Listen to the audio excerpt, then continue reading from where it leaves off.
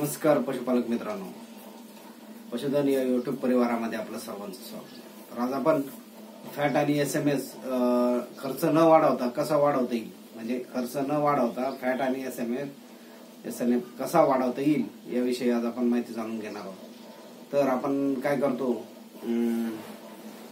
की आपण भरड धान्य वगैरे तर देतो, गहू असेल, मका यांचं मिश्रण, त्यासोबतच ढेप देतो किंवा चणासुरी किंवा मग गव्हाचा कोंडा वगैरे हे सगळं मिश्रण तर देतोच आपण, त्याच्यात मिनरल मिक्सचर वगैरे सर्व देतो। परंतु आपल्याला खर्च न वाढवता फॅट आणि एसएनएफ कसा वाढवता येईल, तर काय करायचं, आपण गव्हाचा भरडा वगैरे तर देतोच, त्यासोबत ढेप किंवा पेंड देतो।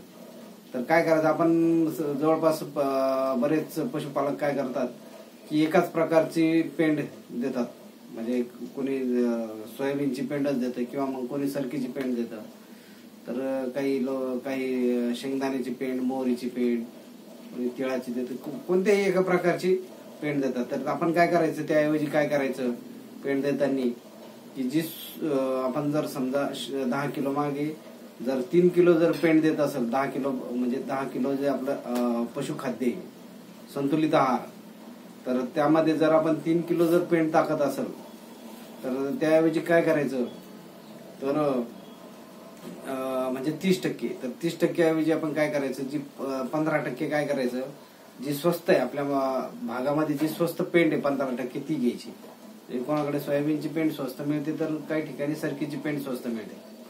तर समजा सरकीची पेंड, उदाहरणार्थ सरकीची पेंड आपण 15 किलो घ्यायची आणि उरलेले जे 15% त्यामध्ये 2-3 प्रकारच्या पेंड घ्यायच्यात, म्हणजे मोहरीची घ्यायची किंवा मग तिळाची पेंड घ्यायची, त्यानंतर शेंगदाणा पेंड आहे, अशा 2-3 प्रकारच्या त्यामध्ये टाकायच्या। आणि अशा प्रकारे आपण 3 ते 4 प्रकारच्या ढेप किंवा पेंड एकत्र करून जनावराला जर दिली आपल्या पशुखाद्यामध्ये, तर नक्कीच आपलं फॅट आणि एसएनएफ 100% वाढतो।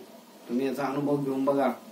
आणि त्यासोबतच काय करायचं, आपण जे पशु आहार देतो त्यामध्ये 1 दिवसाआड 20 ग्रॅम जो आहे तो खाण्याचा सोडा किंवा खाता सोडा म्हणतात, कोणी खाण्याचा सोडा, त्यालाच आपण सोडियम बायकार्बोनेट असं सुद्धा म्हणतो।